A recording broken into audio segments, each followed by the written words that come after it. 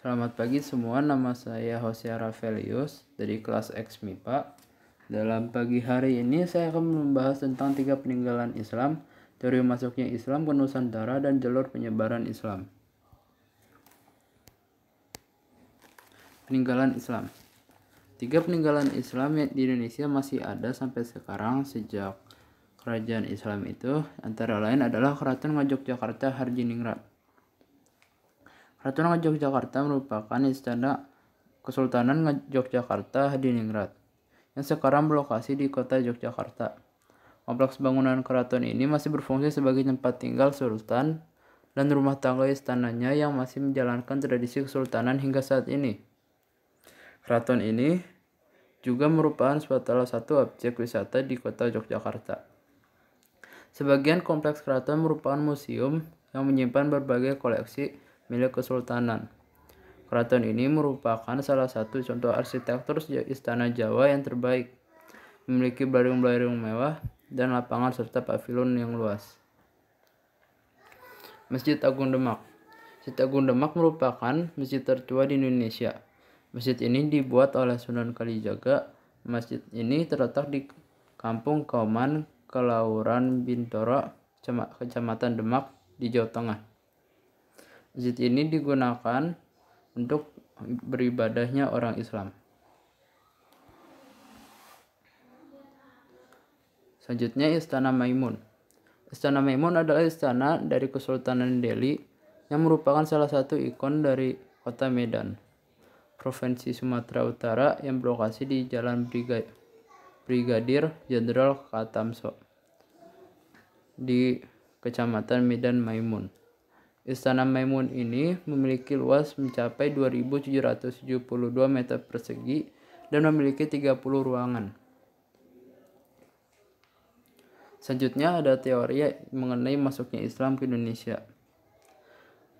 1. Teori Gujarat. Teori ini menyatakan Islam yang masuk ke Indonesia dibawa oleh pedagang dari Gujarat dengan bukti adanya batu nisan dari makam Sultan Malik Al-Saleh yang bercorak Gujarat.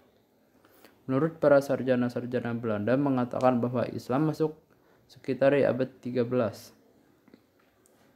Teori Persia. Dalam teori ini dimukakan Islam yang masuk ke Indonesia adalah Islam yang berasal dari Persia.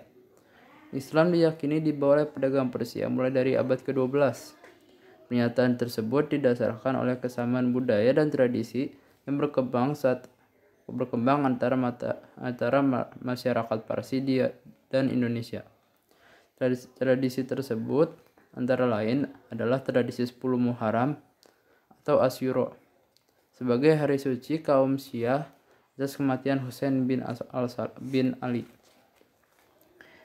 dan tradisi Tabot Pariaman Sumatera Barat dan Bengkulu. Selanjutnya ada teori Mekah. Teori Mekah mengatakan bahwa proses masuknya Islam di Indonesia adalah langsung dari Mekah atau dari Arab. Proses ini berlangsung pada abad pertama Hijriah atau abad ke-7 Masehi.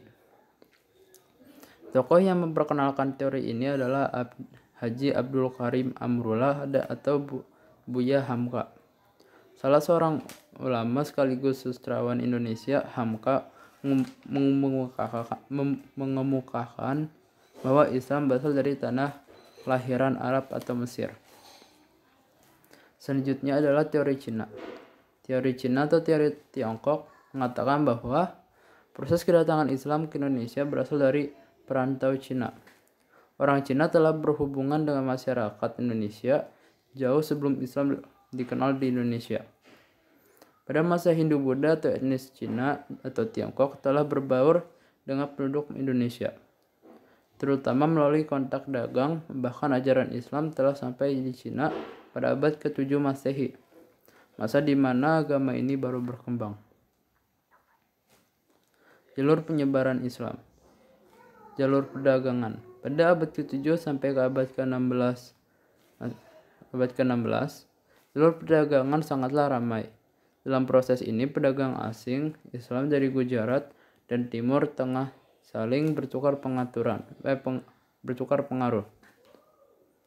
Dan pedagang ini tinggal di wilayah pantai, maka bisa disebut sebagai pakojan.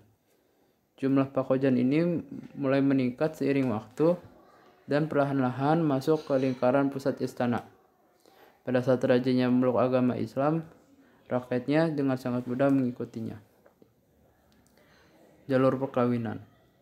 Dengan pedagang dan keluarganya menikah dengan putra-putri bumi, putra-putri bangsawan, dan anggota keluarga kerajaan.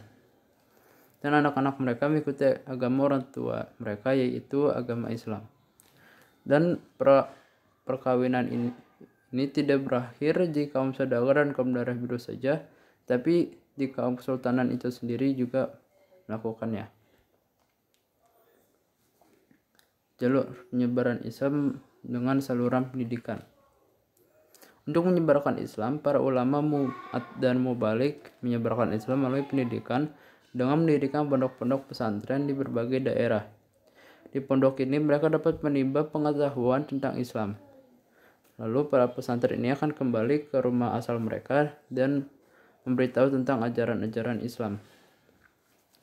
Selanjutnya adalah saluran ajaran tasawuf. Tasawuf adalah ajaran ketuhanan yang bercampur dengan hal-hal yang mistis. Ajaran ini baru masuk ke Nusantara di sekitar abad ke-13, tetapi baru berkembang di abad ke-17. Ajaran ini mudah berkembang di Jawa. Melewati ajaran ini, bentuk Islam yang dikenal menunjukkan kesamaan dengan alam pikiran orang Jawa, Hindu, Siwa, dan Buddha. Selanjutnya saluran dakwah. Saluran dakwah adalah ajaran yang disebarkan oleh 9 wali yang biasa disebut sebagai wali songo. Mereka dikenal sangat memiliki ilmu tinggi terhadap agama Islam. Selanjutnya, saluran kesenian. Agama Islam juga disebarkan melalui kesenian. Beberapa bentuknya antara lain adalah wayang, gamelan, serta gending, yang berisi syair-syair nasihat dan dasar-dasar ajaran Islam. Selain itu, seni sastra juga berkembang pesat, seperti buku-buku yang mengenai tasawuf, hikayat, dan babat disadur ke bahasa Melayu. Jadi, kenapa sih agama Islam itu sangat mudah diterima di wilayah Indonesia? Ya, ada penyebabnya, berbagai penyebab. Contohnya salah satunya adalah cara masuk agama Islam itu sungguh mudah. Dan yang juga tata cara peribadahan Islam itu yang sangat sederhana, sehingga tidak menyulitkan orangnya. Islam tidak mengenal pelapisan sosial yang seperti halnya agama lain, yaitu agama Hindu. Terima kasih, itu aja dari saya. Terima kasih.